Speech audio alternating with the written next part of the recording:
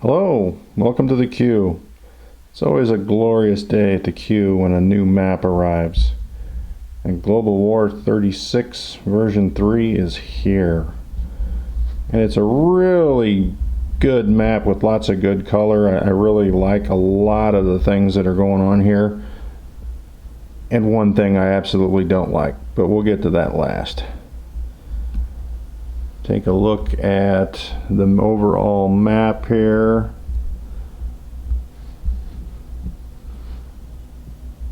One thing I do like, you can see they added a convoy zone there in the Baltic Sea. That's always a good thing. Much needed on a lot of maps. Europe is nice and wide. Lots of big spaces for the armies that are going to be placed there and all the action that goes on.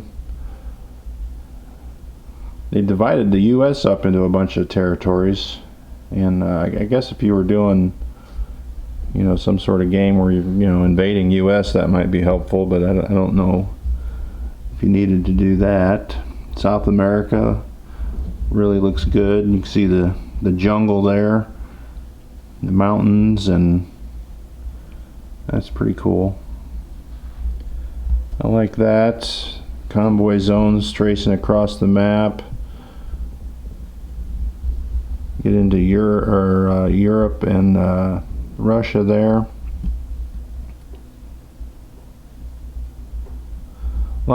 Some new symbols too on here. Let me see if I can zoom in on this one right here. We'll assume that's some type of naval base there at Gibraltar. We'll have to wait and see when the rule book gets here what that particular facility is. But you can see the minor ports are definitely the white, and here's a good example. Get that shadow out of the way. Tobruk being a minor port and Western Egypt being a major port, along with Eastern Egypt. And interesting, they kind of got rid of Cairo on this map. So there's no longer the the round circle for Cairo, just Tobruk. That's the only one in Africa now. And you come over to the Pacific side, and you get a lot more feel of the jungle activity that might go on. Of course, the mountainous territory in China there. Japan having two sea zones, one on the east side, one on the west side. Some more jungles on the islands. Australia with the impassable desert in the middle, which makes sense. Pacific Islands. There's Hawaii, going up to Alaska and all that. So it's a real colorful map with some different new facilities on there, new markers. But if I'm going to complain, and I am, I would be complaining about that right there.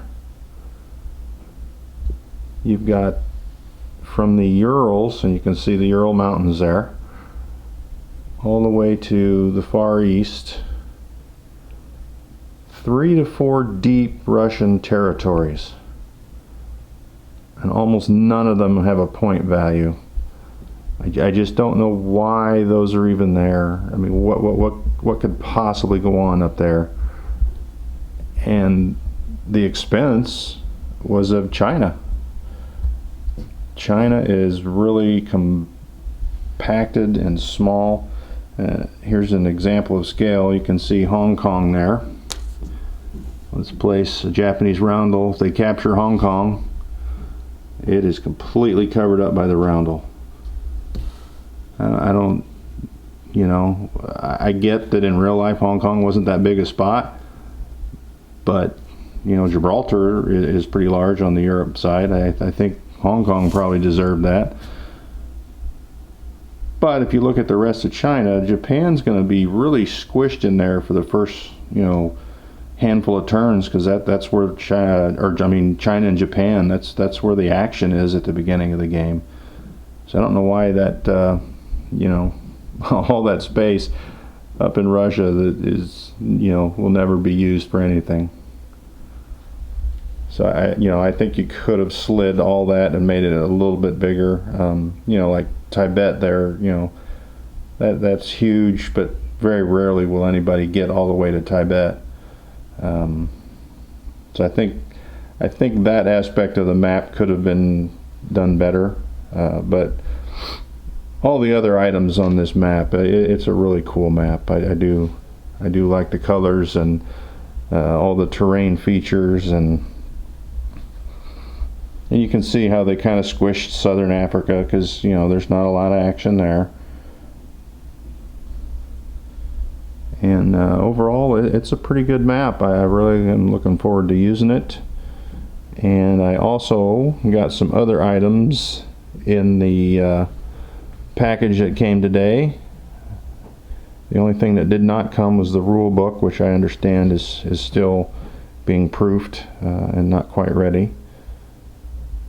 But let me hook this camera up on the tripod and show you some of the other items. Some of the other items that came in the pre-order bundle was a new technology chart.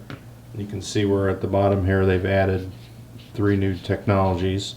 They did change the name of the improved shipyards to improved construction, so we'll wait on the rule book to see what that change is. If any, they may have just changed the name.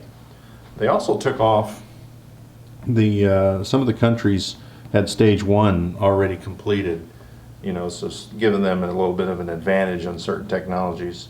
So they've removed that. We'll see why that is as well later. A new industrial production points chart. It goes past the end of the war for any of those expansions that the war continues between the Allies and Russia, or Japan versus Germany. So that's kind of interesting. The other interesting thing is 1942 version, would start there.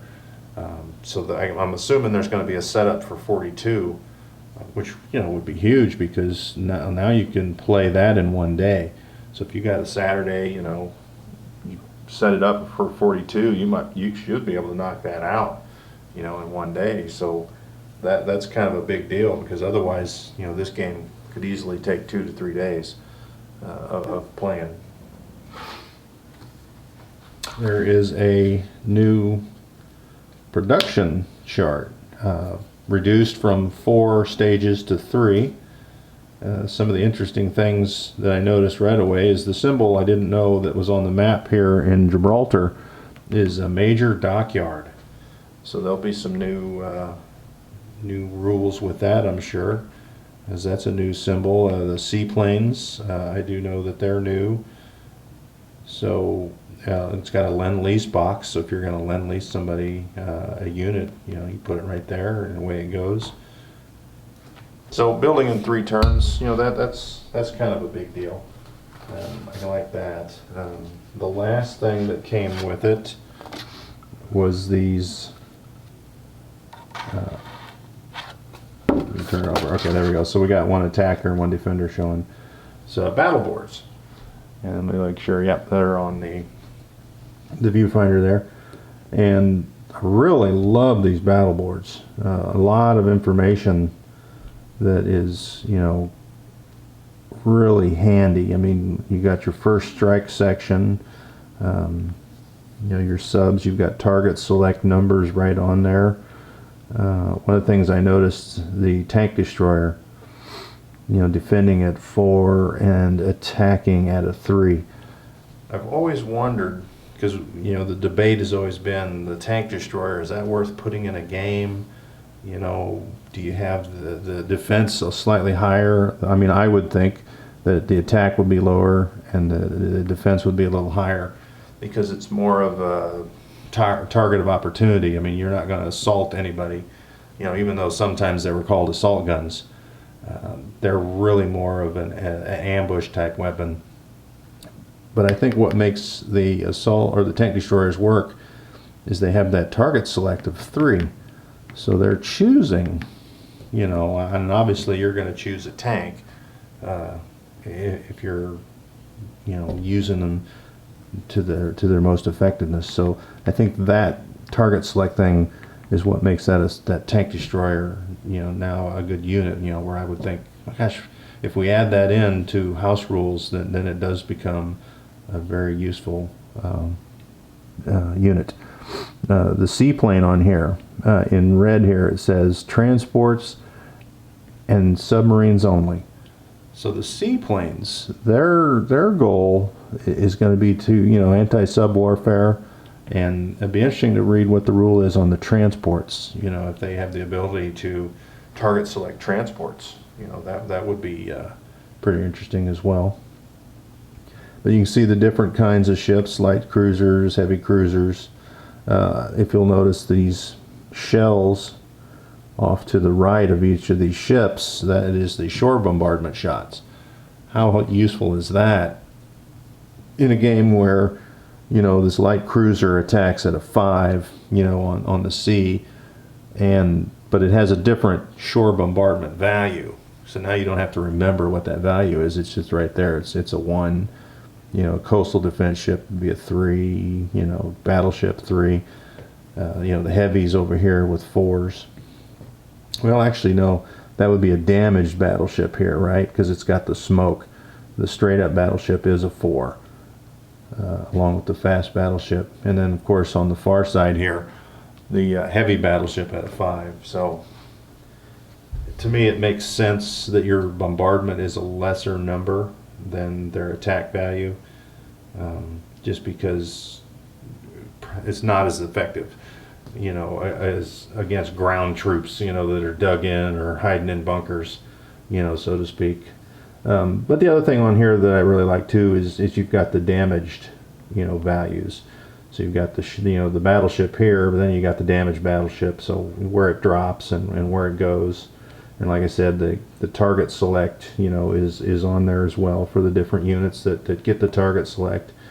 And then, you know, you got your first strike box. These are all the units that have the first strike capability.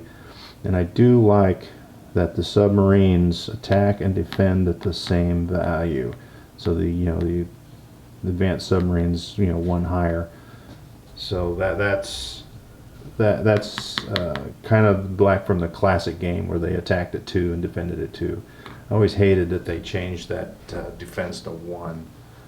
And I get they're not a very good defender, but, you know, their ability to dive should count for something. I mean, you know, in Global 40, you know, the subs defending at 1 pretty much are wiped off the map almost immediately. But anyway, I digress. You know, the jet fighter here, you can see, and then let's look at the other fighters. Where is the other fighter? Here's a tactical bomber, but it doesn't have, there's the fighter. It has its intercept value, you know, 3, and the jet fighter 5. I guess there will be no intercept defense for a tactical, which I wonder if that's an oversight or if it just, because usually if you've got some planes coming in and you're going to intercept, like if this was going to be bombing a facility, there would be an intercept value, I would think, but maybe not. Maybe that's changed, but I really like their battle board. And it tells you down here like a little key about what is what. But you can kind of get a look at some of the newer units, the bigger, more, you know, ships, classes of ship, I should say. The attack transport, which is a technology, and but we'll see what those are when we get the rule book. And some of the other things that I bought, they offered a discount. You know, and these are the research tiles. So like when you get, you know, advanced submarines, you know, you put your tile, then it comes with a little like Scrabble type holder, which is kind of interesting. So you can set that over by your cache, and, you know, it has tiles for all the units. You can only fit so many on there, but, you know, honestly, you're not going to get all those research. You're never going to get all that research anyway in a game. unless you're just spending a ton of money on it. But I did go ahead and I got 4 sets of those, so that you know, between all 4 sets we should have enough of those tiles for everyone to get their you know, their research that they have in front of them, so that help them remember what it was. The other item I bought at a discount was the marker package. And, you know, I have a lot of these markers. You know, I have all these. Well, there's a seaplane base. I don't have that one. And a lot of these I don't have, you know, all those white markers that are the minor ports and dockyards. Well, there's one I have, the CAP for the fighters on the carriers. I don't have that, but I will pull these out here, these damaged ship markers, if I can open this bag. Oh, for crying out loud. I guess I should have opened it before I started filming. There we go. We got all these escort markers, but the interesting thing on these damaged is the size. They're about half the size of the original. I don't know if you've had the original damaged markers where they were, like, you know, really huge and long and took up a lot of your map. Well, now they've reduced this size to where, you know, that ship sits on there and it doesn't, you know, it's not going to take up the whole world. So I really like that. So I got that whole marker set, and the last thing I got was these markers, and they're terrain markers, but they're not for the map. They're actually for the battle board. For a couple of those out. So you've got these jungle battle, you know. So when these infantry are fighting in a jungle, you know, there's a penalty. You know, I don't know if there's a penalty when they're defending. It might be actually a bonus if they're defending. But the attacker, you know, for 1 round would, you know, if he's attacking at a 2, well, he's going to be at a 1. You know, so you can place certain infantry, you know, in certain zones based off, you know, all these different terrain markers. And from what I understand, most of these are just, you know, have an effect on the first round of combat, you know, and then you'd pull that off and the troops would go wherever they go. And so that's kind of cool. I got those as well. And then they threw in a couple of 3D printed Grant tanks. Those are the US Grant. Looks pretty good. I don't know if that's going to focus in, probably not, but they're a pretty cool model. I like that. Got to paint them green though to match everything else. So all that came today, and the last item that will come when it's finished is the rule book. So overall, I think it's a pretty good package. Love the map. Don't like the massive Soviet Union eating up all that space and scrunching China, but that is what it is. And looking forward to playing a game on this. But like I said, we don't have the rule book yet. And if you go on the website and click in the section for the Global War, it's still the version 2 rule book, which I understand because they haven't, you know, they haven't edited out all the corrections and stuff yet. So when that comes, we'll look at that and get more excited about playing a game when we see the setup and the rules for the various different technologies that they've added, the different facilities, and we'll go from there. So hopefully you'll be getting yours soon if you haven't already. I've seen several guys already post some videos that they got their maps and stuff, and it should be a good game to play coming up here. Like I said, I don't know on that rule book. They haven't indicated when that's coming, but when it does, it does, and we'll play other games until then. And hopefully you will too. So keep rolling.